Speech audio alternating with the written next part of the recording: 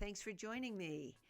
Today I am getting started with Section 2, Chapter 4, The Analysis of Behavior in B.F. Skinner's book, Science and Human Behavior. And one of the things I like to do when I get started is to go over some of the terms that he uses or references he makes to different people, just to give you a little bit of a heads up about the terms. I am only touching on them in the most briefest and superficial of ways. But I do think it's interesting, especially when he references different historical figures, that it is a reminder to us of the saying, we stand on the shoulders of giants, and that all of our science and thought and the way that we philosophy and logic has a history. And he does make references to folks in his work. So he uses the term etymology, which refers to the origin of words. He mentions Wordsworth and Coleridge, and I am assuming he's referring to William Wordsworth and Samuel Taylor Coleridge. Both of them were English poets born in the 1770s, both dying in the mid-1800s. And Wordsworth, towards the end of his life, was for a number of years the poet laureate in the UK. And both of them were credited with founding what was called the Romantic Age, or the movement in England. And Coleridge is also noted for his influence on different American poets and transcendentalists, such as Emerson. And Wordsworth and Coleridge, interestingly, had a very long-lasting and seemingly kind of deep friendship throughout their life. He mentions René Descartes, who was a French philosopher and mathematician, and he was born in 1596 and he died in 1650. You might be most familiar with Descartes from the saying, "I think, therefore I am." And Descartes' philosophies are interesting to those of us who work with animals, because they did have a profound impact on the way we think about animals. And basically he would talk, his idea was that animals had no soul. So because they had no soul, they couldn't suffer in the same way that humans do, and that the responses that we were seeing in animals due to the infliction of pain were just simply mechanical responses. So just again, when I talk about just sort of touching on these folks, any one of them is worthy of digging deeper into what their contributions to Western thinking, and Descartes is certainly among those. He mentions H.G. Wells, who lived 1866 through 1946. He was an English writer. We know of him from his works, The Time Machine, The Island of Dr. Moreau, but he was also a political thinker, and many of his writings come from his thoughts on equality and human rights. He mentions George Bernard Shaw, who was an Irish playwright, and in 1933 he wrote the book, a series of short stories or parables called The Adventures of the Black Girl in Her Search for God. And it's an interesting reference, and again, I recommend that folks, if you're interested, that you do a little bit more research into just what it was that he was writing about in that book. He mentions Count Rumford, who was born in 1753, died in 1814, and Rumford was known for his work on thermodynamics. He also mentions the term stereotypical responses.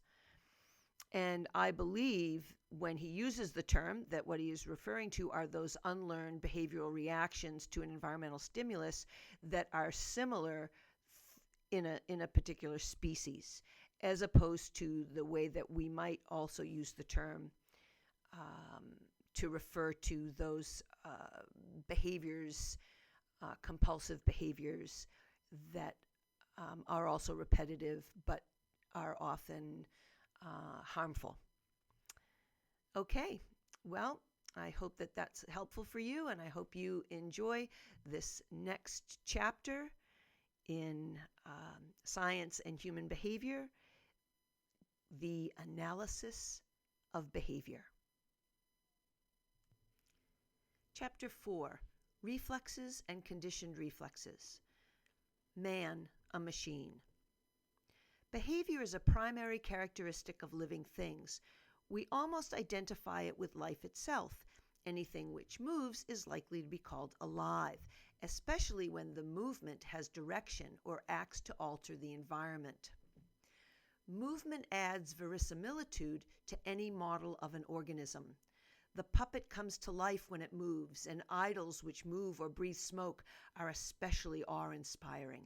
Robots and other mechanical creatures entertain us just because they move. And there is significance in the etymology of the animated cartoon. Machines seem alive simply because they are in motion. The fascination of the steam shovel is legendary.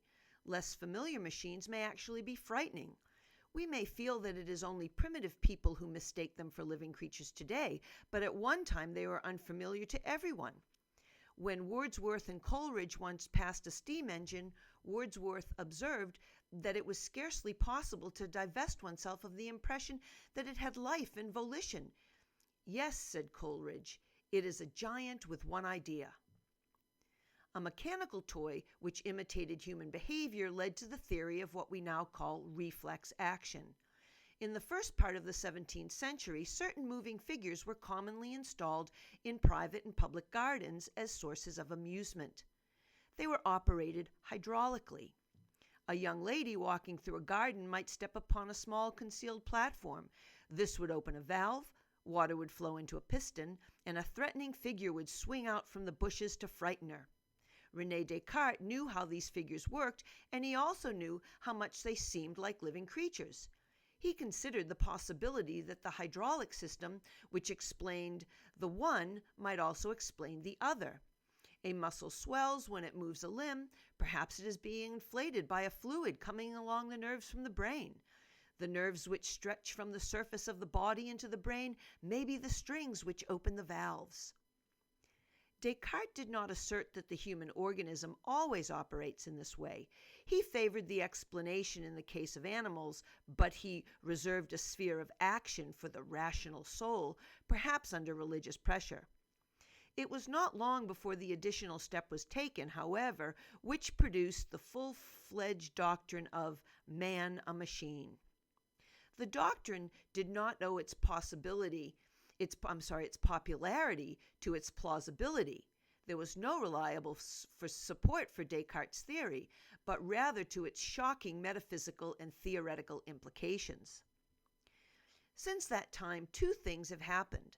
Machines have become more lifelike, and living organisms have been found to be more like machines. Contemporary machines are not only more complex, they are deliberately designed to operate in ways which resemble human behavior. Almost human contrivances are a common part of our daily experience. Doors see us coming and open to receive us. Elevators remember our commands and stop at the correct floor. Mechanical hands lift imperfect items off a conveyor belt. Others write messages of fair legibility.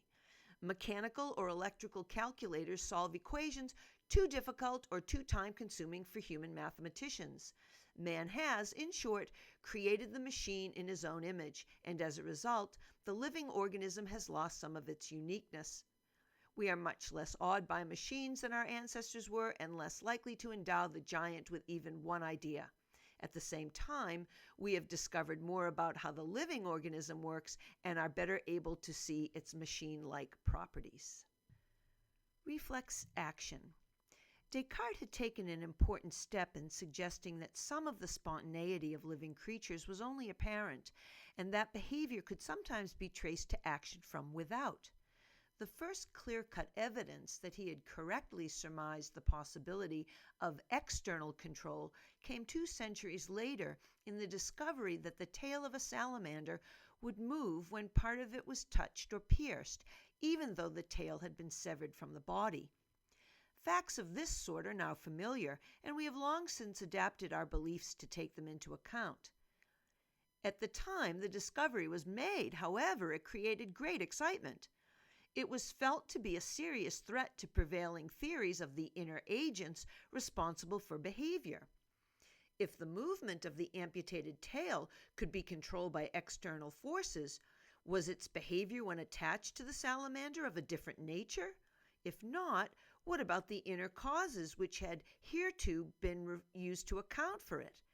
It was seriously suggested as an answer that the will must be coexistent with the body, and that some part of it must invest any amputated part. But the fact remained that an external event had been identified which could be substituted, as in Descartes' daring hypothesis, for the inner explanation. The external agent came to be called a stimulus. The behavior controlled by it came to be called a response. Together they comprised what was called a reflex, on the theory that the disturbance caused by the stimulus passed to the central nervous system and was reflected back to the muscles. It was soon found that similar external causes could be demonstrated in the behavior of large portions of the organism, for example, in the body of a frog, cat, or dog, in which the spinal cord had been severed at the neck. Reflexes, including parts of the brain, were soon added, and it is now common knowledge that in the intact organism, many kinds of stimulation lead to an almost inevitable reactions of the same reflex nature. Many characteristics of the relation have been studied quantitatively. The time which elapses between stimulus and response, the latency, has been measured precisely. The magnitude of the response has been studied as a function of the intensity of the stimulus. Other conditions of the organism have been found to be important in completing the account. For example, a reflex may be fatigued by repeated rapid elicitation. The reflex was at first closely identified with hypothetical neural events in the so-called reflex arc. A surgical division of the organism was a necessary entering wedge, for it provided a simple and dramatic method of analyzing behavior. But surgical analysis became unnecessary as soon as the principle of the stimulus was understood and as soon as techniques were discovered for handling complex arrangements of variables in other ways. By eliminating some conditions, holding others constant, and varying others in an orderly manner, basic lawful relations could be established without dissection and could be expressed without neurological theories. The extensions of the principle of the reflex to include behavior involving more and more of the organism was made only in the face of vigorous opposition. The reflex nature of the spinal animal was challenged by proponents of a spinal will. The evidence they offered in support of a residual inner cause consisted of behavior which apparently could not be explained totally in terms of stimuli. When higher parts of the nervous system were added, and when the principle was eventually extended to the intact organism, the same pattern of resistance was followed. But arguments for spontaneity and for the explanatory entities which spontaneity seemed to demand are of such form that they must retreat before the accumulating facts. Spontaneity is negative evidence. It points to the weakness of a current scientific explanation, but does not in itself prove an alternative version. By its very nature, spontaneity must yield ground as a scientific analysis is able to advance. As more and more of the behavior of the organism has come to be explained in terms of stimuli, the territory held by inner explanation has been reduced. The will has retreated up the spinal cord, through the lower and then the higher parts of the brain, and finally, with the conditioned reflex, has escaped through the front of the head. At each stage, some part of the control of the organism has passed from hypothetical inner entity to the external environment. The range of reflex action. A certain part of behavior, then, is elicited by stimuli, and our prediction of that behavior is especially precise. When we flash a light in the eye of a normal subject, the pupil contracts. When he sips lemon juice, saliva is secreted. When we raise the temperature of the room to a certain point, the small blood vessels in the skin enlarge, blood is brought nearer to the skin, and he turns red. We use these relations for many practical purposes. When it is necessary to induce vomiting, we employ a suitable stimulus, an irritating fluid, or a finger in the throat. The actress who must cry real tears resorts to onion juice on her handkerchief.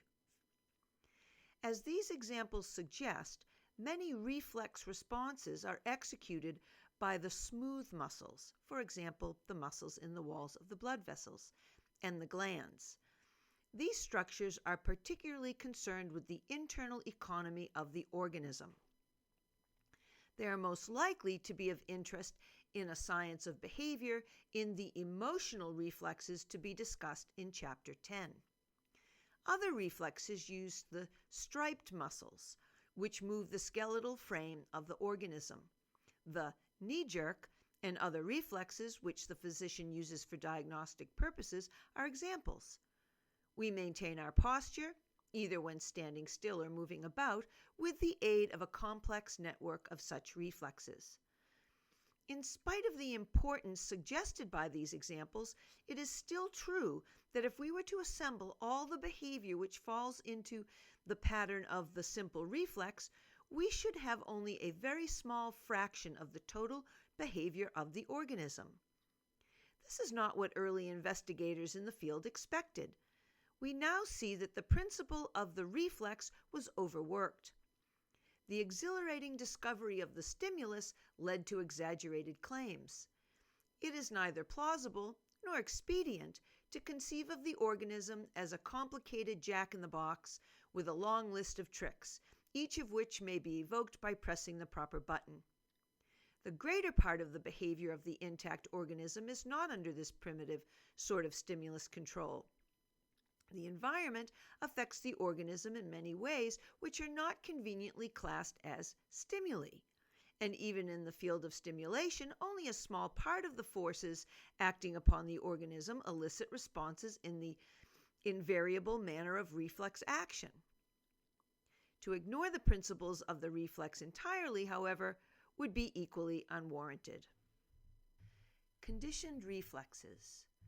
The reflex became a more important instrument of analysis when it was shown that novel relations between stimuli and responses could be established during the lifetime of the individual by a process first studied by the Russian physiologist I.P. Pavlov. H.G. Wells once compared Pavlov with another of his distinguished contemporaries, George Bernard Shaw. He considered the relative importance to society of the quiet laboratory worker and the skillful propagandist and expressed his opinion by describing a hypothetical situation. If these two men were drowning and only one life preserver were available, he would throw it to Pavlov. Evidently, Shaw was not pleased, and after what appeared to have been a hasty glance at Pavlov's work, retaliated. His book, The Adventures of the Black Girl in Her Search for God, describes a girl's experiences in a jungle of ideas. The jungle is inhabited by many prophets, some of them ancient and some as modern as an elderly myop, who bears a close resemblance to Pavlov. the black girl encounters Pavlov just after she has been frightened by a fearful roar from the prophet Micah. She pulls herself up in her flight and exclaims, "What am I running away from? I'm not afraid of that dear, noisy old man." "Your fears and hopes are only fancies," says a voice close to her, proceeding from a very short-sighted elderly man in spectacles who was sitting on a gnarled log. "In running away, you are acting on a conditioned reflex. It is quite simple. Having lived among lions, you have from your childhood associated the sound of a roar with deadly danger. Hence your precipitate flight when that superstitious old jackass brayed at you. This remarkable discovery cost me 25 years of devoted research, during which I cut out the brains of innumerable dogs and observed their spittle by making holes in their cheeks for them to salivate through instead of through their tongues. The whole scientific world is prostrate at my feet in admiration of this colossal achievement and gratitude for the light it has shed on the great problems of human conduct." "Why didn't you ask me?" said the black girl. "I could have told you in 25 seconds without hurting those poor dogs." "Oh, your ignorance and presumption are unspeakable," said the old myop. "The fact was known, of course, to every child, but it had never been proved experimentally in the laboratory, and therefore it was not scientifically known at all. It reached me as an unskilled conjecture. I handed it on as science. Have you ever performed an experiment, may I ask?" "Oh, several," said the black girl. "I will perform one now. Do you know what you are sitting on?" "I am sitting on a log, gray with age and covered with uncomfortable rugged bark," said the myop. "You are mistaken," said the black girl. "You are sitting on a sleeping crocodile." With a yell which Micah himself might have envied, the myop arose and fled frantically to a neighboring tree, up which he climbed cat-like with an agility which in so elderly a gentleman was quite superhuman. "Come down," said the black girl. "You ought to know that crocodiles are only to be found near rivers. I was only trying an experiment. Come down." But the elderly myop is unable to come down and begs the girl to perform another experiment. "I will," said the black girl. "There is a tree snake smelling at the back of your neck." The myop was on the ground in a jiffy. It is clear that Shaw has caught the spirit of a science of behavior. The black girl is undeniably a good behavioral engineer. In two very neat examples of stimulus control, she induces clear-cut responses in the elderly myop. His behavior does not, as we shall see, exemplify the simple reflex, conditioned or otherwise. But if the author is fully aware of the potentialities of the practical control of behavior, he is not so strong on theory, for the passage exemplifies a common misunderstanding regarding the achievement of science. The facts of science are seldom entirely unknown to every child. A child who can catch a ball knows a great deal about trajectories. It may take science a long time to calculate the position of a ball at any given moment, any more exactly than the child must calculate it in order to catch it. When Count Rumford, while boring cannon in the military arsenal in Munich, demonstrated that he could produce any desired amount of heat without combustion, he changed the course of scientific thinking about the causes of heat. But he had discovered nothing which was not already known to the savage who kindles a fire with a spinning stick, or the man who warms his hands on a frosty morning by rubbing them together vigorously. The difference between an unskilled conjecture and a scientific fact is not simply a difference in evidence. It had long been known that a child might cry before it was hurt, or that a fox might salivate upon seeing a bunch of grapes. What Pavlov added can be understood most clearly by considering his history. Originally, he was interested in the process of digestion, and he studied the conditions under which digestive juices were secreted. Various chemical substances in the mouth or in the stomach resulted in the reflex action of the digestive glands. Pavlov's work was sufficiently outstanding to receive the Nobel Prize, but it was by no means complete.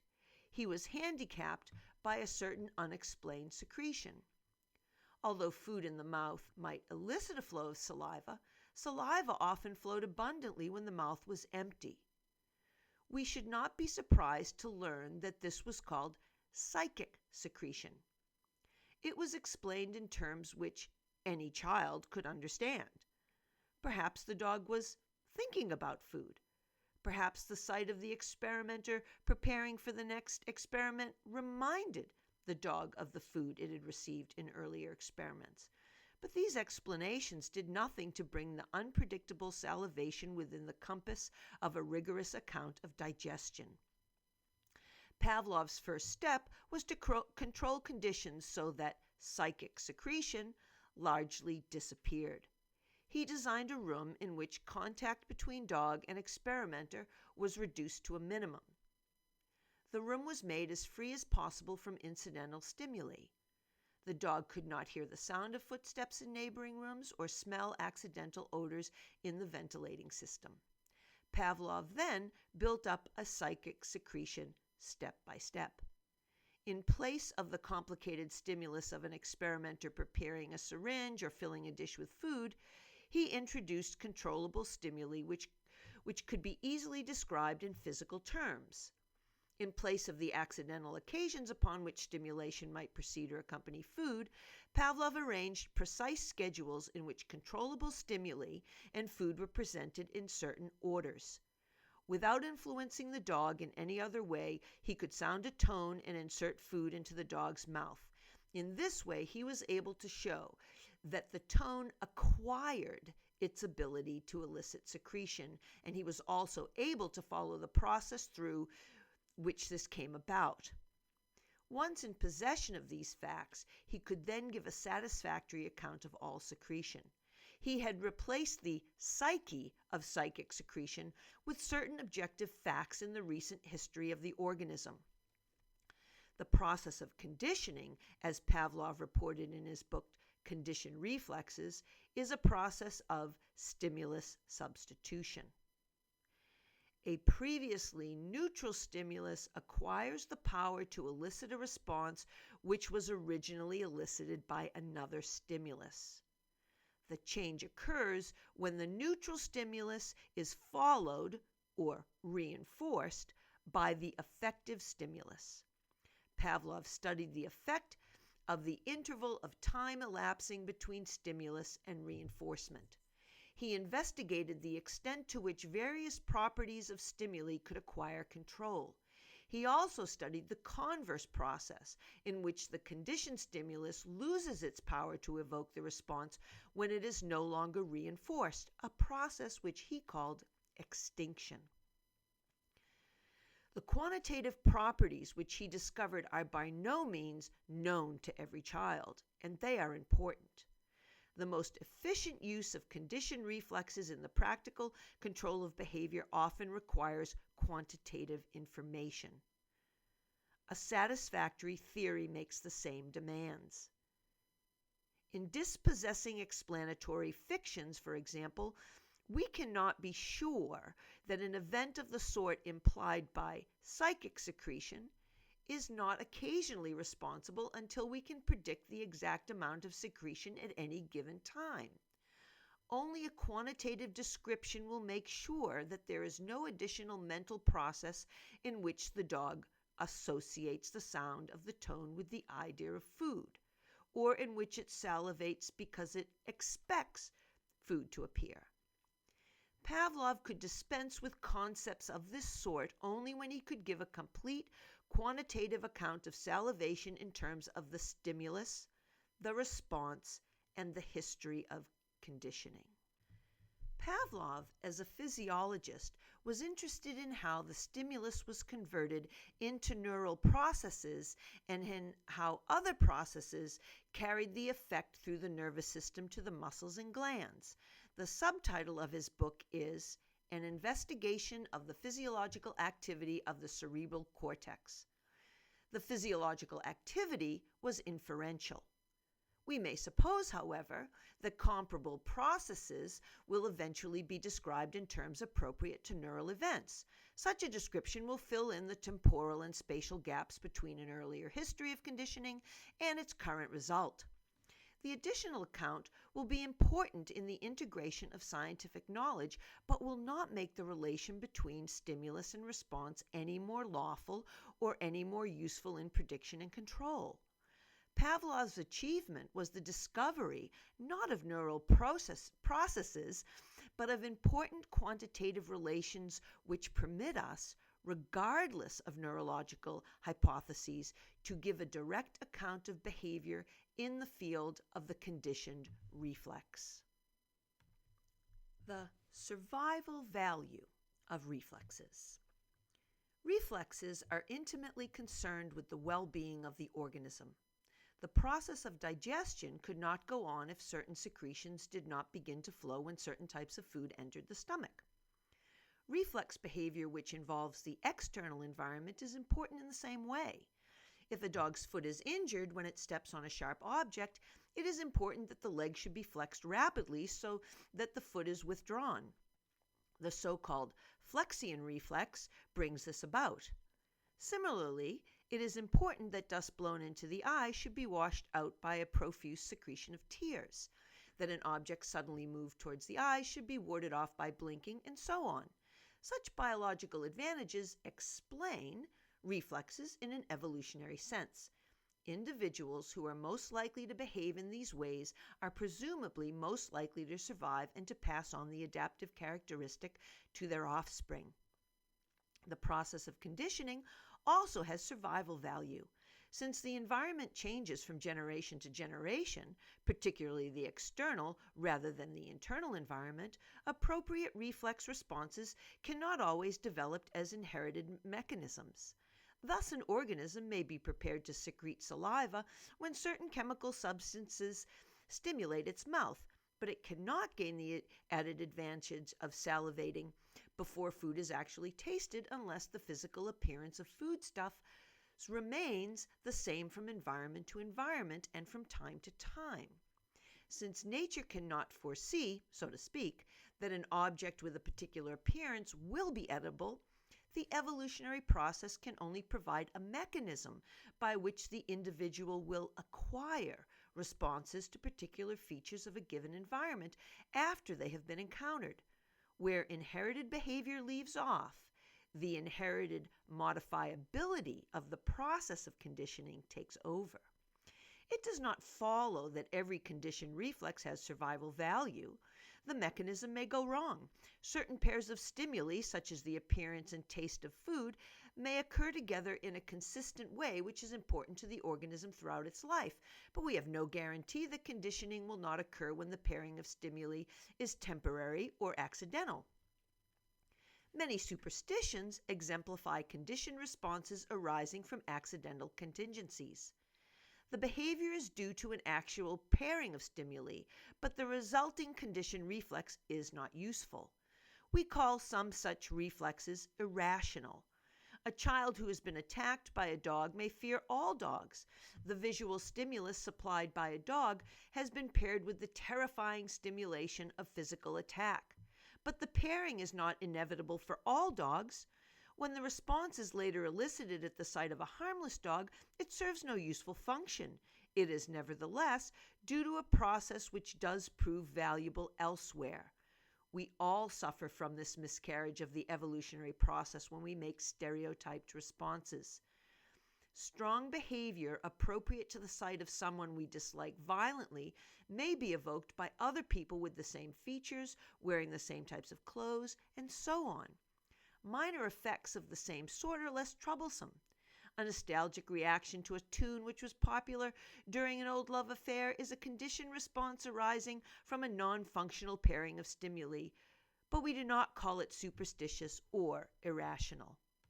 The range of conditioned reflexes.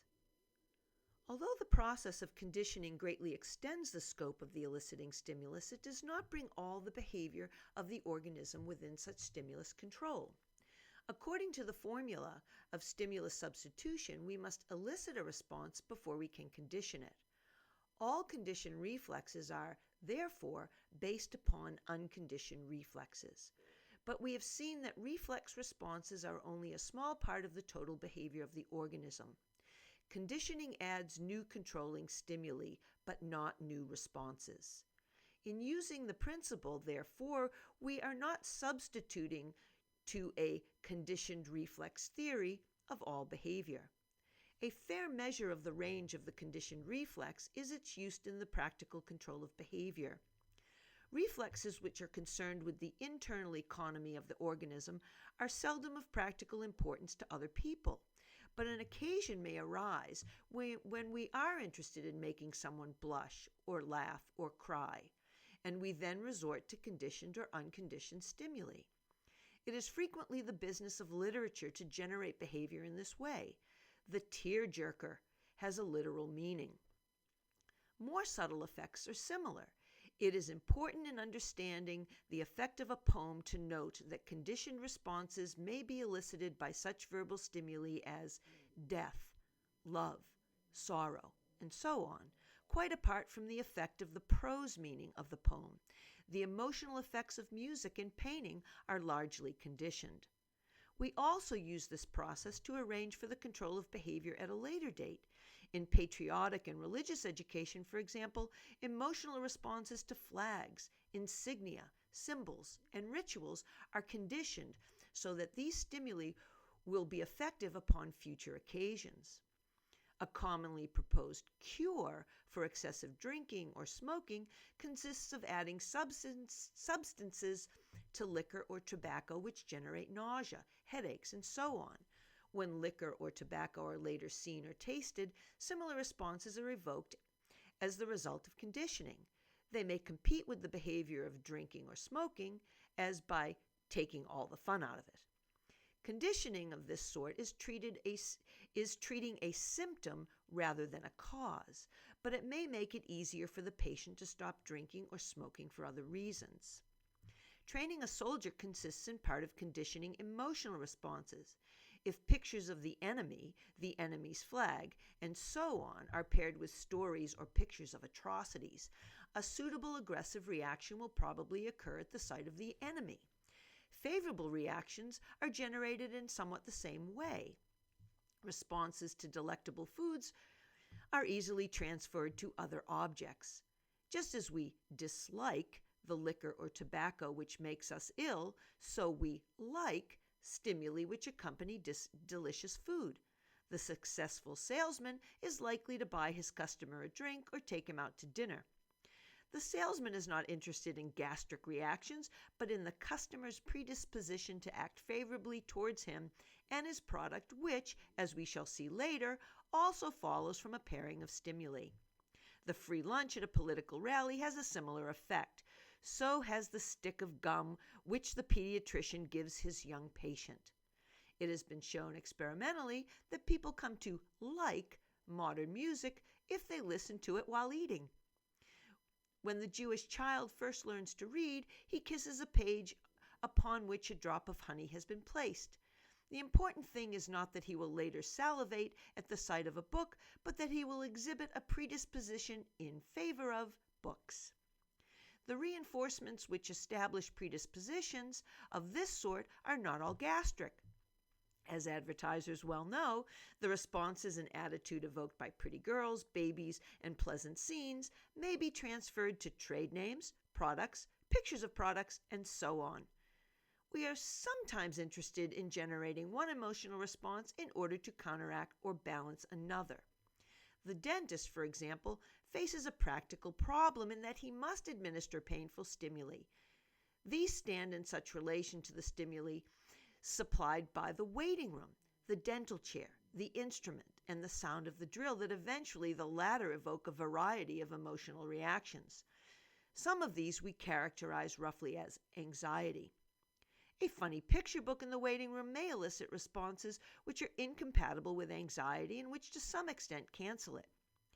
This momentary effect exemplifies the use of stimuli which have already been conditioned.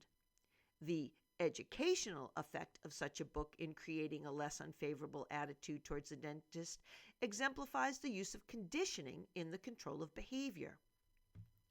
The flowers and music in funeral homes have an immediate effect in counteracting the reactions evoked by a dead body, and through the process of conditioning, they create a more favorable predisposition in the future towards burial practices.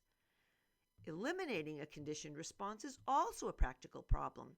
For example, we may want to reduce the fear reaction which have come to be evoked by people, animals, air raids, or military combat. Following the procedure in the conditioned reflex experiment, we present a conditioned stimulus while emitting the reinforcing stimulus responsible for its effect. A major step in the treatment of stuttering, for example, is to extinguish reactions of anxiety or embarrassment generated by thoughtless people who have laughed at the stutterer or grown impatient with him. A common technique is to encourage him to talk to anyone he encounters. Functional responses of anxiety and embarrassment are generally conditioned in early childhood. If the adult stutterer is no longer laughed at, the response may undergo extinction. The therapy consists simply of encouraging the stutterer to talk so that the conditioned stimuli thus automatically generated may occur without reinforcement. If the conditioned stimulus elicits too strong a response, it may be necessary to present it in graded doses. If a child who has been frightened by a dog is given a small puppy, the similarity between the puppy and the frightening dog is not great enough to elicit a strong conditioned fear response. Any slight response which happens to appear undergoes extinction. As the puppy grows to resemble the dog, extinction proceeds by easy stages. A similar technique is sometimes used in reducing excessive emotional reactions to air raids, combat, and similar traumatic conditions. Extinction is brought about with stimuli which are at first only slightly disturbing, vague noises, faint sirens, or distant sounds of bursting shells. Visual stimuli are presented without their auditory accompaniments in silent moving pictures of actual combat. As extinction occurs, the verisimilitude is increased. Eventually, if the treatment is successful, little or no response is elicited by a full-scale stimulus.